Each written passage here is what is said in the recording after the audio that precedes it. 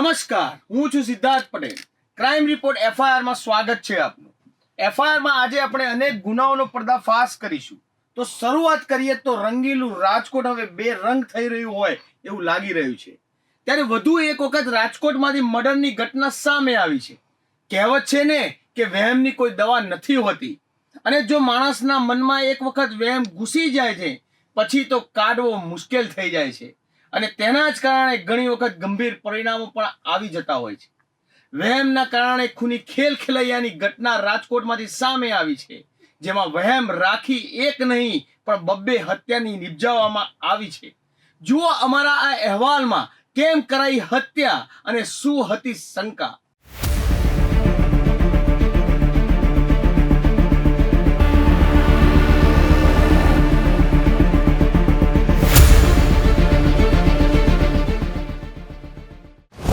શંકા થઈ અને ખેલાયો ખૂની ખેલ.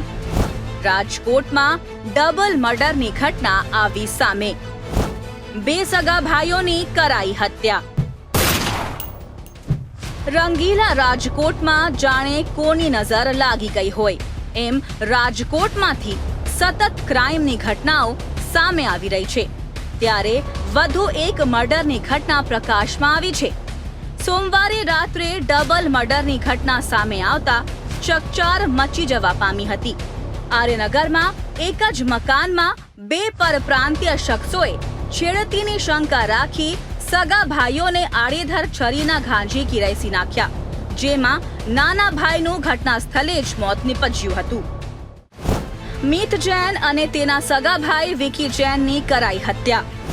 આકાશની પત્ની તેને છોડીને પોતાના પિયર સામણે ચાલી ગઈ હતી. પત્નીના વિયોગમાં આકાશ બૂમાબૂમ કરતો હતો. છોટુ શંકરે બૂમો કેમ પાડે છે કહેતા બંને વચ્ચે થઈ બોલાચાલી. બંને પરિવારનું ટોયલેટ કોમન હોવાથી અમિત જૈન ટોયલેટમાં હતો. ટોયલેટમાં કોણ ગયું છે કહી છોટુ શંકરે ગાળાગાળી કરી. અમિત ટોયલેટમાંથી બહાર આવતા છોટુ શંકરે ઝપાઝપી કરી. ત્યારબાદ મામલો મારામારી ઉપર ઉતરી આવ્યો અને સાણા બનેવીએ ખેલી નાખ્યો ખૂની ખેલ. મધ્યપ્રદેશના ઉજ્જૈનના વતની રાજુભાઈ જૈન અને તેનો પરિવાર રાજકોટમાં આર્યનગરમાં રહે છે અને ચાંદીના દાગીના બનાવવાનું કામ કરે છે. પરિવાર જે મકાનમાં રહે છે તે મકાનના જ નીચેના ભાગે હત્યારા છોટુ શંકર ગુપ્તા અને વિજય ગુપ્તા પણ રહે છે. તેમની એવી શંકા હતી જૈન બંધુ છોટુ શંકરની પત્નીને કરે છે છેડતી. આ શંકાની ખાર રાખી થઈ હતી માથાકૂટ. ઝઘડો ઉગ્ર થતા જ છોટુ શંકરે છડી કાઢી હુમલો કર્યો. બંને ભાઈઓને ઈજાઓ થતા ત્યાં જ ઢળી પડ્યા અને ભરાઈ ગયા લોહીના ખાબોચિયા. આજે બી ડિવિઝન પોસ્ટે વિસ્તારમાં રાત્રિના 9:30 થી 10 વાગ્યાના ગાળામાં ગોવિંદબાગ શાક માર્કેટ પાસે આર્યનગર શેરી નંબર 1/6 ખૂણે જે પરિવાર ઉપર નીચે જ રહે છે અને એ પરિવાર વચ્ચે કંઈક નજીવી બાબતે ઝઘડો બોલાચાલી થઈ હતી અને પછી ઝઘડા બોલાચાલીમાંથી મારામારીમાં પરિણમેલો, જેમાં બે ભાઈઓ ઉપર હુમલો થયેલો છે અને જેની અંદર તેઓ ખૂબ ગંભીર રીતે ઇજાગ્રસ્ત થયેલા હતા. છડીના આડેધર ઘા ઝીકાતા બંને ભાઈઓ લોહિયાળ હાલતમાં ઘર નજીક રસ્તા પર આવીને પટકાયા હતા અને ઘટનાને પગલે વિસ્તારના લોકો એકઠા થઈ ગયા હતા. જાગૃત નાગરિકે તાત્કાલિક 108 ને જાણ કરતા 108 ની ટીમ સ્થળ પર પહોંચી હતી અને અમિત તથા વિકીને સિવિલ હોસ્પિટલમાં ખસેડાયા હતા, જેમાં વિકી જૈનનું મોત નીપજ્યું હતું, જ્યારે અમિતને તાત્કાલિક ઓપરેશન થિયેટરમાં ખસેડાયો હતો. મેડિકલ ટીમની સારવાર કારગત નીવડી નહીં અને તેનું પણ થઈ ગયું મોત.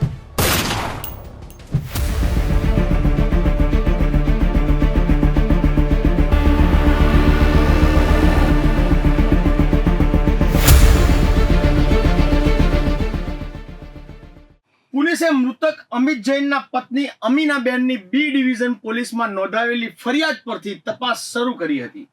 બંને દીપકભાઈના મકાનમાં ભાડે રહેતા હતા. સાળો બનેવી હત્યા કરી ફરાર થઈ ગયા હતા. જો કે પોલીસે બંને આરોપીઓની ધરપકડ કરી અગાઉ કોઈ ગુનામાં સંડોવાયેલા છે કે કેમ તે દિશામાં પણ તપાસ હાથ ધરી છે.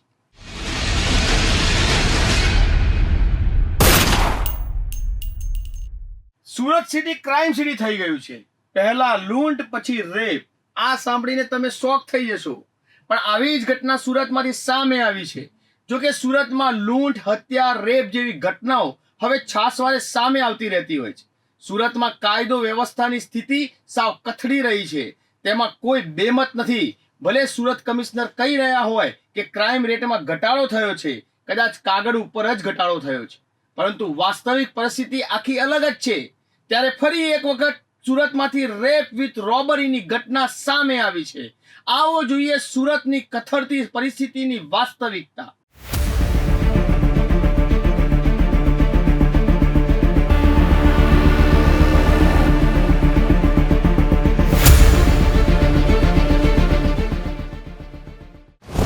સુરત હવે નથી સલામત. સુરતના પુણા વિસ્તારમાંથી રોબરીની ઘટના આવી સામે. પહેલા ચલાવી લૂંટ અને પછી કર્યો રેપ. ચપ્પુની અણીએ ઘરમાં લૂંટ ચલાવી દુષ્કર્મ આચર્યું. રાતના અંધારામાં પોલીસ નિષ્ક્રિય, લુખ્ખા તત્વો સક્રિય. સુરતના પુણા વિસ્તારમાં એક રેપ વિથ રોબરીની ઘટના બની હોવાથી ચકચાર મચી જવા પામી છે. બે અજાણ્યા યુવકો ઘરમાં ઘૂસી ગયા હતા અને ચપ્પુની અણીએ ઘરમાં લૂંટ ચલાવી હતી. ત્યારબાદ યુવતી પર દુષ્કર્મ આચર્યું હતું. આ અંગે પુણા પોલીસને જાણ કરવામાં આવતા પોલીસનો કાફલો ઘટના સ્થળે દોડી ગયો હતો અને તપાસ આદરી હતી. આ અંગે ઉચ્ચ અધિકારીઓ, એસીપી અને ડીસીપી સહિતના પણ દોડી ગયા હતા અને તપાસ કરી હતી. અત્રે ઉલ્લેખનીય છે કે પોલીસે તપાસ કરતા એક સીસીટીવીમાં બે શંકાસ્પદ કેદ થઈ ગયા છે, જેના આધારે તપાસ હાથ ધરાઈ છે. સુરતમાં છેલ્લા કેટલાય સમયથી લૂંટ, હત્યા, રેપ જેવી ઘટનાઓએ છાશવારે સામે આવતી હોય છે. ત્યારે તંત્ર હજુ નીંદમાં હોય તેવું લાગી રહ્યું છે. રાતના અંધારામાં પોલીસ નિષ્ક્રિય થઈ જાય છે, તેનો જ લાભ ઉઠાવી આવા લુખ્ખા તત્વો સક્રિય થાય છે અને ગુનાને અંજામ આપી ફરાર થઈ જાય છે. ત્યારે સુરતના પુણા વિસ્તારમાં એક મકાનમાં રાતે યુવતી ઘરે હાજર હતી. બે અજાણ્યા ઇસમો ઘરમાં ઘૂસ્યા. યુવતી કાંઈ સમજે તે પહેલા જ તેને બંધક બનાવી દેવાઈ. યુવતી જોતી રહી. ચપ્પુની અણીએ ચલાવી લૂંટ. લૂંટ બાદ નરાધમોએ યુવતી પર નજર બગાડી દુષ્કર્મ આચર્યું. રાત્રિના અંધારામાં એકલી યુવતીને બંધક બનાવી પહેલા લૂંટને અંજામ આપી યુવતી પર રેપ કરી બંને શખ્સો ફરાર ગયા હતા. બંને શખ્સો સીસીટીવીમાં કેદ થઈ ગયા હતા. આ અંગે મહિલા દ્વારા પોલીસને જાણ કરવામાં આવી હતી, જેથી પુણા પોલીસ દ્વારા આ ઘટનાને ગંભીરતાથી લઈને તપાસ કરવામાં આવી છે. कल रात पूना पुलिस स्टेशन के विस्तार में पूनागाम चौकी में एरिया में गीतानगर एरिया के एक मकान में दो अनआइडेंटिफाइड लोगों ने एक लूट और रेप की घटना का अंजाम दिया है. जो लड़की का बयान है उसके हिसाब से एक सिल्वर की ब्रेसलेट और 31,000 रुपये चाकू की नोक पे लेके उनसे लूटे गए और लड़की के साथ फिर रेप की घटना का अंजाम हुआ है. तो पुलिस हम क्राइम के टीम के साथ मिलके हम इसमें सीसीटीवी सर्वेलेंस और बातमीदारों के हेल्प से और टेक्निकल सर्वेलेंस के हिसाब से हम इसमें शोध काम कर रहे हैं और जल्दी से जल्दी हम आरोपियों को पकड़ने की प्रयास कर रहे हैं. ભોગ બનેલી યુવતીના જણાવ્યા પ્રમાણે એક સિલ્વર બ્રેસલેટ અને 30,000ની ચપ્પુની અણીએ લૂંટ કરી હતી. ત્યારબાદ દુષ્કર્મ આચરવામાં આવ્યું હતું. સ્થાનિક પોલીસ અને ક્રાઇમ બ્રાન્ચ બંને સાથે મળીને સીસીટીવી સહિતના આધારે તપાસ હાથ ધરવામાં આવી છે. આ સાથે જ આરોપીઓને ઝડપી પાડવા માટે ચક્રો ગતિમાન કરવામાં આવ્યા છે.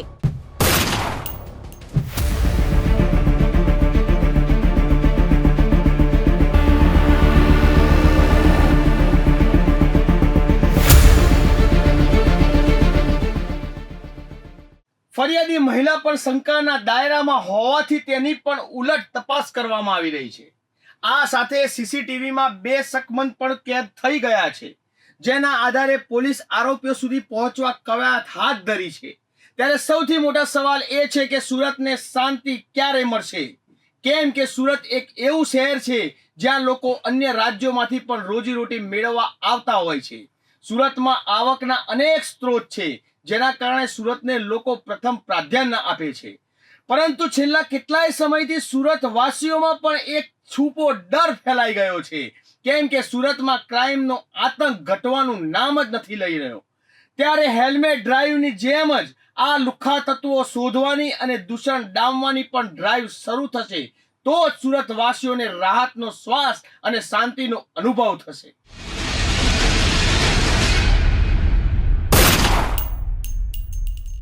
ગુરુર બ્રહ્મા ગુરુર વિષ્ણુ ગુરુર દેવો મહેશ્વરા.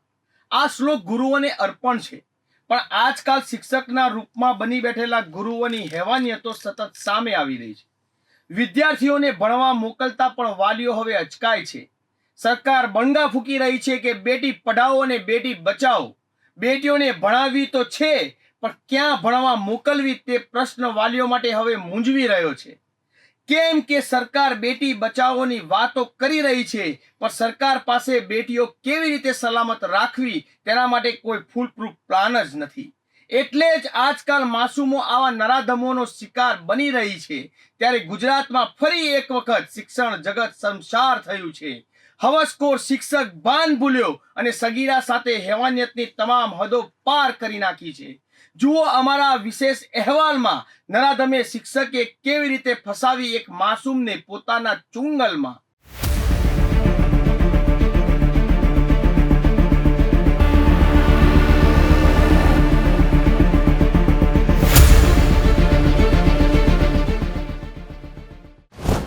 ફરી એકવાર શિક્ષણ જગત થયું શર્મસાર. ગુરુ શિષ્યના પવિત્ર સંબંધો થયા શર્મસાર. સાબરકાંઠા જિલ્લામાં શિક્ષક બન્યો હેવાન. નરાધમ શિક્ષકે માસૂમને બનાવી શિકાર. 15 વર્ષીય સગીર વિદ્યાર્થીની પર નરાધમ શિક્ષકે આચર્યું દુષ્કર્મ. સાબરકાંઠા જિલ્લાના હિંમતનગર તાલુકાના એક ગામની હાઈસ્કૂલના શિક્ષકે શિક્ષણ જગતને કલંક લાગે તેવું કાળું કૃત્ય કર્યું છે. નરાધમ શિક્ષકે સગીર વિદ્યાર્થિનીને બર્થડે હોવાથી કેક કાપવાની છે કહી દરામલી બસ સ્ટેન્ડ બોલાવડાવી ઈડર રોડ પરના ગેસ્ટ હાઉસમાં લઈ જઈ દુષ્કર્મ આચરી સગીરાને સારવાર અર્થે સિવિલ હોસ્પિટલમાં લઈ ગયા બાદ ધમકી આપી એકલી મૂકીને પલાયન થઈ જવા મામલે ફરિયાદ નોંધાતા શિક્ષણ આલમને કલંકિત કરતી ઘટના બહાર આવી છે. રૂરલ પોલીસે દુષ્કર્મી શિક્ષકને પકડવા તજવીજ હાથ ધરી. શિક્ષણ આલમને લાંછન લગાડતી ઘટનાની વિગત એવી છે કે હિંમતનગર તાલુકાના એક ગામની હાઈસ્કૂલમાં ધોરણ 10માં બીજા ગામમાંથી અભ્યાસ અર્થે આવતી 15 વર્ષીય સગીર વિદ્યાર્થિનીને શિક્ષક રાહુલ પરમારે બનાવી શિકાર. વિદ્યાર્થીની અંગ્રેજી અને સંસ્કૃત શીખવા આવતી હતી. તારીખ હતી 7 ફેબ્રુઆરી 2025.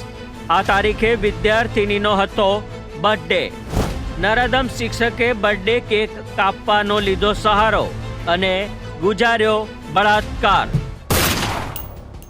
શિક્ષણ આલમને લાંછન લગાડતી ઘટનાની વિગત એવી છે કે હિંમતનગર તાલુકાના એક ગામની હાઈસ્કૂલમાં ધોરણ 10માં બીજા ગામમાંથી અભ્યાસ અર્થે આવતી 15 વર્ષીય સગીર વિદ્યાર્થિનીને અંગ્રેજી અને સંસ્કૃત શીખવતા શિક્ષક રાહુલ કુમાર પરમારે તારીખ 7 ફેબ્રુઆરી 2025ના રોજ અન્ય વિદ્યાર્થીને બર્થડે હોવાથી કેક કાપવાનું જણાવી સગીરાને લઈ આવવા કહેતા ભોગ બનનાર તેના બાઇક પર દરામલી ચોકડી પહોંચી હતી અને બીજો વિદ્યાર્થી સગીરાને ઉતારી જતો રહ્યો અને ત્યારબાદ સગીરાને લઈને શિક્ષક ઈડર રોડ પરના ગેસ્ટ હાઉસમાં પહોંચ્યો. ગેસ્ટ હાઉસમાં 2 કલાક રોકાણ દરમિયાન સગીરા સાથે આચર્યું દુષ્કર્મ. સગીરાની તબિયત બગડતા નરાધમે સગીરાને લઈ ગયો હોસ્પિટલ. હોસ્પિટલમાં સગીરાને ધમકી આપી થઈ ગયો ફરાર. નરાધમ શિક્ષકે સગીરાને જાનથી મારી નાખવાની ધમકી આપી ત્યાંથી ફરાર થઈ ગયો. સગીરાએ પોતાના પરિવારજનોને ફોન કરી હોસ્પિટલ બોલાવ્યા અને જણાવી સમગ્ર હકીકત. પરિવારજનોએ દીકરીની હૂંફ આપી રૂરલ પોલીસને સમગ્ર ઘટનાથી જે તે સમયે વાકેફ કરી હતી, જેના અનુસંધાને પોલીસ અને FSL ટીમે શરૂ કરી તપાસ. નેક્સન હોટલના રૂમ નંબર 103માં શરૂ કરાઈ હતી તપાસ. સગીરાને સાથે રાખી પોલીસે તપાસનો ધમધમાટ શરૂ કર્યો. તપાસમાં ચોંકાવનારો ખુલાસો થયો. યુવતીની ઉંમર બતાવવામાં આવી 26 વર્ષ. પોલીસે હોટલના CCTV ફૂટેજ પણ કબજે કરી તપાસ આરંભી. નેત્રામલી નજીકના ગેસ્ટ હાઉસમાં લઈ જઈ શિક્ષકે દુષ્કર્મ આચર્યાનો ગુનો દાખલ થયો છે, ત્યારે CCTV ફૂટેજ પણ મહત્વના બની રહેનાર છે. જાણવા મળી રહ્યા મુજબ શિક્ષકે ઓળખના પુરાવા માટે બીજી છોકરીનું આધાર કાર્ડ રજૂ કર્યું હતું. ગેસ્ટ હાઉસ સંચાલક, CCTV ફૂટેજ બધું જ તપાસમાં મહત્વનું બની રહેનાર છે. આધાર કાર્ડ બીજું રજૂ થયાની બાબત પુરવાર થાય તો અન્ય સગીરાઓ સાથે પણ આવા બનાવ બની ચૂક્યાની સંભાવનાઓ નકારી શકાતી નથી.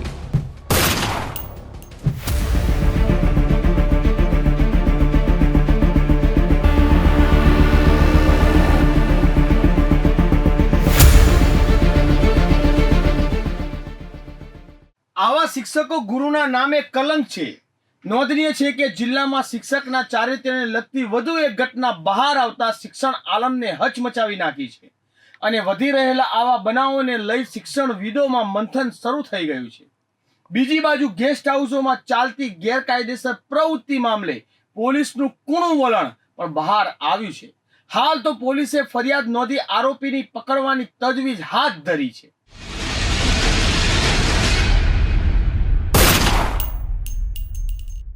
તમને જો કોઈ એમ કહે કે કોઈ પણ ડોક્યુમેન્ટની જરૂર નથી અને તમારું આધાર કાર્ડ નીકળી જશે અને આટલા રૂપિયા આપવા પડશે, તો સાવધાન થઈ જજો.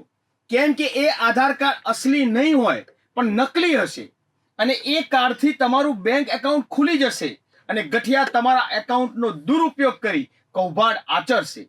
કેમ કે એક ગેંગ સક્રિય થઈ હતી જે નકલી આધાર કાર્ડ બનાવી બેંક એકાઉન્ટ ખોલી સાયબર ગઠિયાઓને ભાડે આપી દેતા હતા. ફ્રોડથી આવેલ રકમ એકાઉન્ટમાં જમા કરાવતા હતા. આવી જ એક ગેંગ અમદાવાદમાં સાયબર ક્રાઇમે ઝડપી પાડી છે. આવો જોઈએ આ ગેંગ કેવી રીતે આચરતી હતી છેતરપિંડી.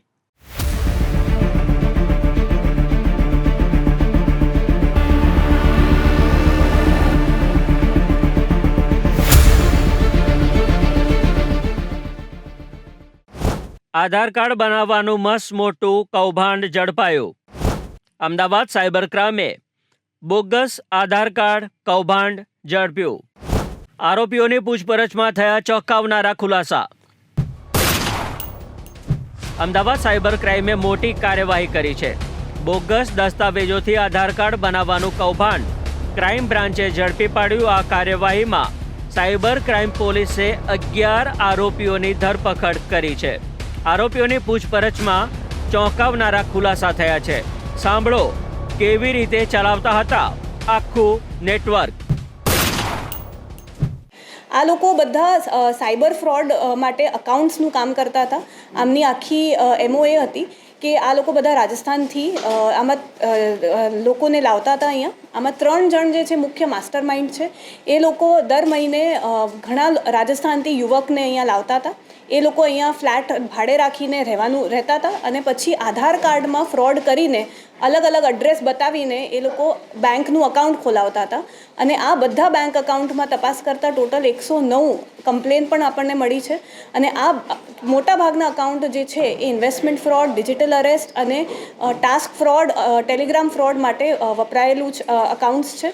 ટોટલ આ લોકો 4 મહિનાથી આવી કામગીરી કરતા હતા. આમાંથી જે મુખ્ય 3 આરોપી છે એ લોકો ચાઇનીઝ ગેંગ સાથે સંપર્કમાં હતા અને એ લોકોને આ અકાઉન્ટ સપ્લાય કરવાનું આ કામ કરતા હતા.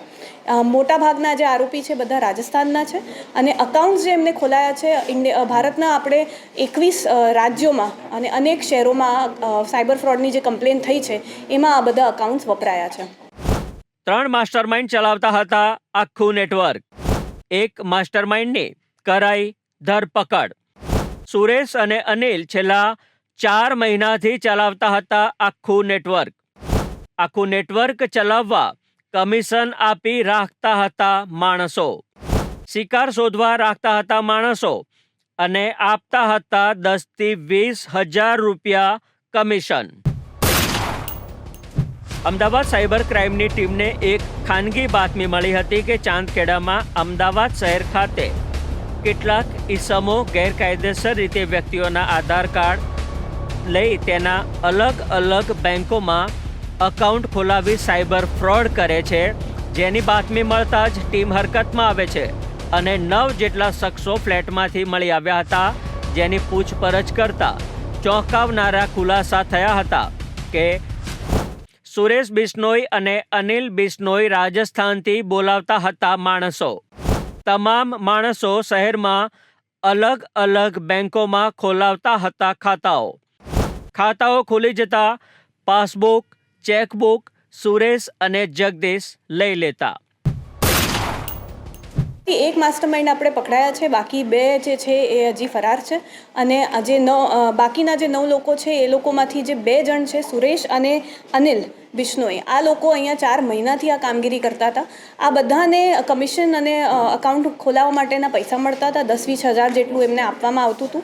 એમના ઓરિજિનલ આધાર કાર્ડ તો એ લાવતા હતા, એ સાથે એડ્રેસ ચેન્જ કરીને આ લોકો ઓટીપી શેર કરતા હતા અને એડ્રેસ ચેન્જ કરાવતા હતા. જે મૂળ જે 3 માસ્ટરમાઇન્ડ છે એ લોકો આ કામ કરતા હતા અને બેંક અકાઉન્ટ આ લોકો આ રીતે આપતા હતા. ગેંગના માસ્ટરમાઇન્ડો રૂપિયાની લાલચ આપી ગામડામાંથી માણસો બોલાવતા હતા. સુરેશ બિશ્નોઈ અને અનિલ બિશ્નોઈ છેલ્લા 4 મહિનાથી અમદાવાદ ખાતે ભાડે રાખી બોગસ દસ્તાવેજોથી આધાર કાર્ડ બનાવવાનું કૌભાંડ આચરી રહ્યા હતા.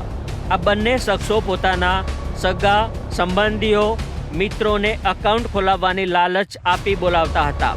અકાઉન્ટ ખુલતા જ આ ઠગો સાયબર ઠગોને ભાડી આપી દેતા હતા અને ત્યારબાદ સાયબર ઠગો ફ્રોડથી આવેલ રકમ તે અકાઉન્ટમાં જમા કરાવતા હતા. સાયબર ફ્રોડથી મેળવેલ રકમ ભાડાના અકાઉન્ટમાં કરાતી હતી ટ્રાન્સફર. મહારાષ્ટ્ર અને ગુજરાતમાંથી સાયબર ફ્રોડથી રકમ કરાતી હતી ટ્રાન્સફર.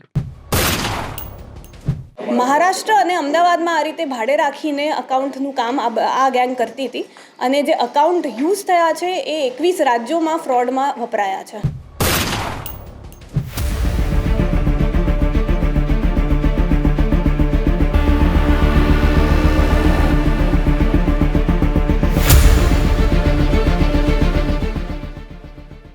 મહારાષ્ટ્ર અને ગુજરાતમાં વિવિધ સાયબર ફ્રોડની મેળવેલ રકમ ભાડાના એકાઉન્ટમાં ટ્રાન્સફર કરાતી હતી. હાલ આરોપીઓની પૂછપરછ ચાલુ છે અને તેમની પૂછપરછમાં વધારે ચોંકાવનારી ઘટનાઓ બહાર આવે તેવી વકી છે. સાયબર ક્રાઇમ પોલીસે આરોપીઓ પાસેથી mobile, bank, chequebook, passbook, credit અને ડેબિટ કાર્ડ સહિતની સામગ્રી કબજે કરી છે. આ મામલે સાયબર ક્રાઇમ પોલીસે વધુ તપાસ હાથ ધરી છે. આ ગેંગે અન્ય કેટલા રાજ્યોમાં ઠગાઈ આચરી છે તે દિશામાં પણ તપાસ શરૂ કરાઈ છે. તમને પણ જો કોઈ આવી લોભ કે લાલચ આપે અને કહે કે તમારા ડોક્યુમેન્ટ આપો, તમને ખાતું ખોલાવી કમિશન આપીશું, તો સાવધાન રહેજો, નહીતર તમે પણ આવા ફ્રોડ ગેંગના ભોગ બની શકો છો. FIR માં ફરી મળીશું. ત્યાં સુધી જોતા રહો બી ઇન્ડિયા, ભરોસો ગુજરાતનો.